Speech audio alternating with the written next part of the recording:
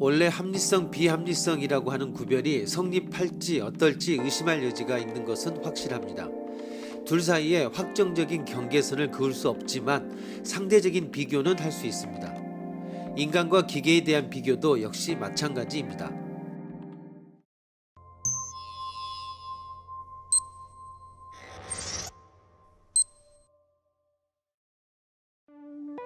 다음 기계가 인간처럼 사고할 수 있는가에 대한 논의의 논평해 보시오.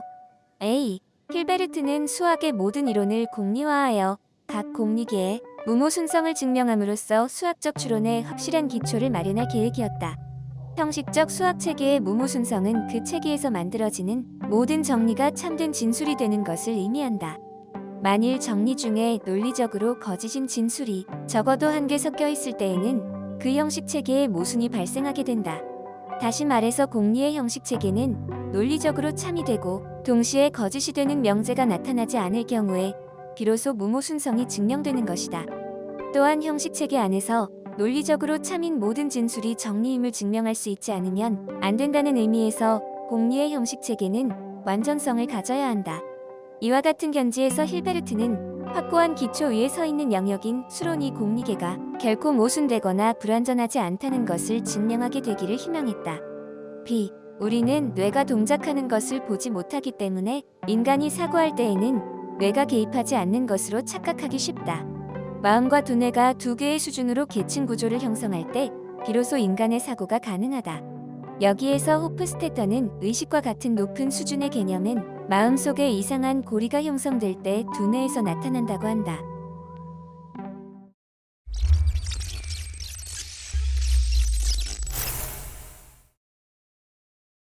A와 B는 기계가 인간처럼 사고할 수 있다는 견해의 근거가 될 수 있습니다.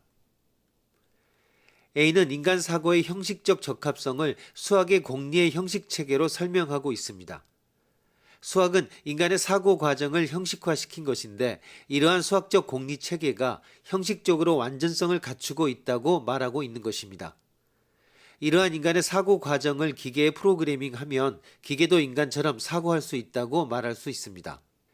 B는 궤들의 불완전성 정리를 이상한 고리 또는 계층 구조로 설명하고 있습니다. 그리고 마음과 두뇌가 두 개의 수준으로 계층 구도를 형성할 때 비로소 인간의 사고가 가능하다고 말하고 있습니다. 그러므로 인간 사고의 형식적 적합성을 깬 궤델의 정리를 넘어서서 계층 구조를 기계에 구현하면 기계도 인간처럼 사고할 수 있다는 결론에 이르게 됩니다. 마치 인간의 두뇌가 컴퓨터의 하드웨어가 되고 인간의 마음이 소프트웨어가 되어서 그것의 상호작용이 이상한 고리 또는 계층 구조가 된다고 설명하고 있는 것입니다.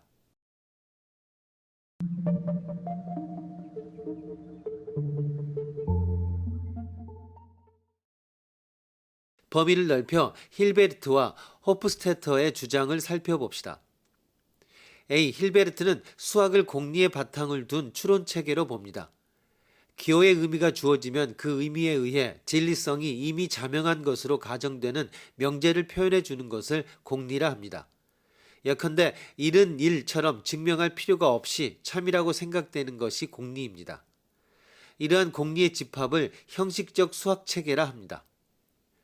B. 호프스테터는 의식의 자기 언급이 사다리꼴의 무한 역행을 일으키는 것이 아니라 자기 언급을 할 때는 마음의 계층 구조에서 서로 다른 수준이 둥근 고리 모양을 만들기 때문에 패러독스에 빠져들게 되는 것이라고 설명했습니다.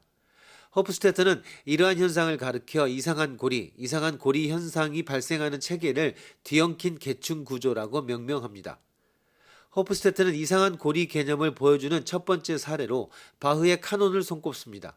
카논처럼 우리가 계층 구조를 가진 체계에서 어떤 수준을 따라서 위쪽 또는 아래쪽을 향하여 이동하다가 느닷없이 본래 출발했던 곳에 다시 돌아와 있는 우리 자신을 발견할 때마다 이상한 고리 현상이 발생한다는 것입니다. 말하자면 우리가 이동한 행적은 고리 모양이고 출발했던 곳에 되돌아온 것은 이상한 현상이므로 이상한 고리라고 명명했으며 이상한 고리 현상이 발생하는 체계에서는 상이한 계층 사이에 뒤엉킴이 나타나기 때문에 뒤엉킨 계층 구조라 부릅니다.